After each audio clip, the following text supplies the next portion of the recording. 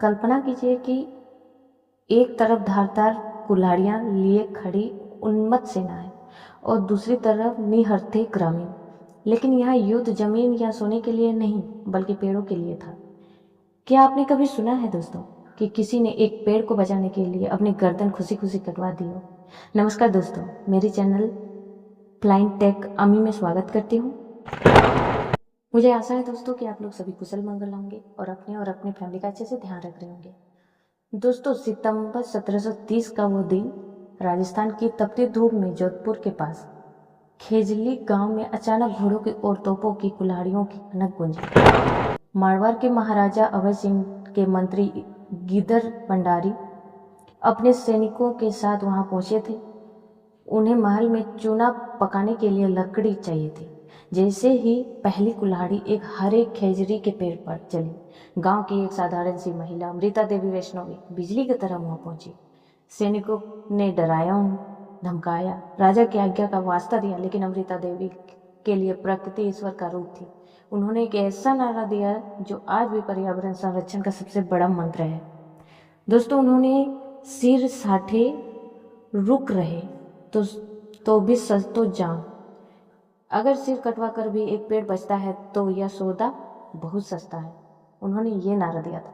इतना कहकर वो पेड़ से लिपट गई। निर्दयी सैनिकों ने आव ना ताव देखा, कुल्हाड़ी चला दी। अमृता देवी का शरीर धरती पर गिर पड़ा, लेकिन उनके हाथ अब भी पेड़ को थमे हुए थे। उनकी 3 मासूम बेटियों ने जब यह देखा तो वे भी रोने लगी। लेकिन दोस्तों, आपको पता होनी चाहिए कि जो उनकी 3 बेटियां थी वो रोने के बजाय अपनी माँ के पदचिन्हों पर चली और पेड़ों से लिपट गई। उनकी भी बलि दे दी गई। यह खबर जंगल की आग की तरफ है। आसपास के 84 गांवों के वैष्णवी लोग खेजली की तरफ दौड़ पड़े। वहां एक भयानक और गौरवशाली होड़ मच गई, पेड़ बचाने की होड़। वृद्ध, युवा, पुरुष और महिलाएं एक एक करके पेड़ से चिपकते गए। जैसे ही कुल्हाड़ी चलती, एक और वैष्णवी आगे आता और पेड़ को अपनी बाहों में भर लेता। सूरज ढलने तक 363 मासूम लोगों के शवों से वो धरती लाल हो चुकी थी। दोस्तों, जब महाराजा अभय सिंह को इस नरसंहार का पता चला तो वे स्वयं नंगे पैर उस गांव पहुंचे। उन्होंने अपनी सेना की इस क्रूरता पर पश्चाताप किया और तुरंत एक राजकीय ताम्रपत्र जारी किया। उस आदेश में लिखा था कि वैष्णवी गांवों में कभी कोई पेड़ नहीं काटा जाएगा और ना ही किसी जीव का शिकार किया जाएगा। दोस्तों, आज हम जो ग्लोबल वार्मिंग और क्लाइमेट चेंज की बातें करते हैं, तो अमृता देवी वैष्णवी का यह बलिदान हमें याद दिलाता है दोस्तों कि पर्यावरण की रक्षा करना कोई आधुनिक ट्रेंड नहीं है, बल्कि हमारी रगों में बसा धर्म है।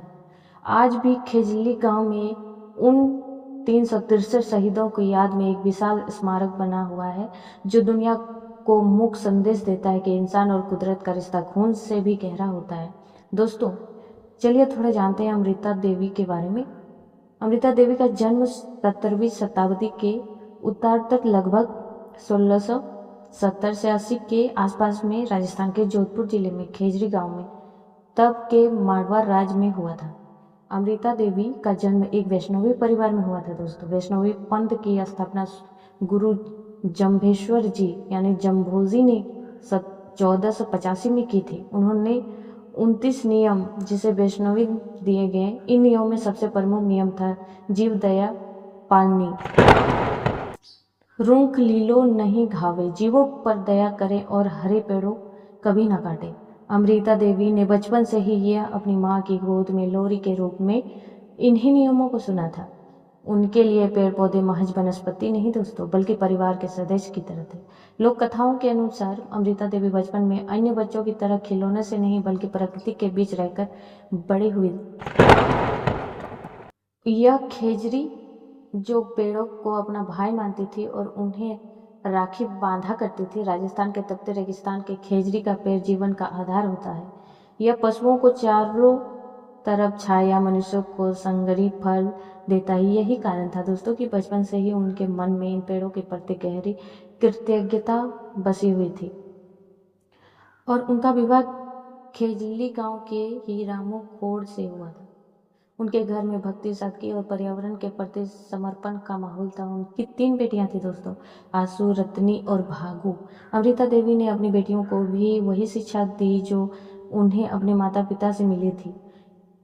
अपनी जान देकर भी अगर किसी मूक जीव या पेड़ की रक्षा की जा सके तो वह जीवन सफल है। अमृता देवी के जन्म के समय किसी को यह आभास नहीं था कि वह साधारण सी दिखने वाली ग्रामीण महिला एक दिन दुनिया के सबसे बड़े पर्यावरण आंदोलन की जननी बनेगी। उनके जन्म से राजस्थान की उस वीर धारा को वो प्राप्त हुआ दोस्तों जिसने कोई भी हथियार बना नहीं। अमृता देवी का जीवन इस बात का प्रमाण है दोस्तों कि महानता बड़े शहरों या मोहल्लों में नहीं बल्कि उनके संस्कार के जन्म से ही लेती है, हमें अपनी धरती से जोड़ती है।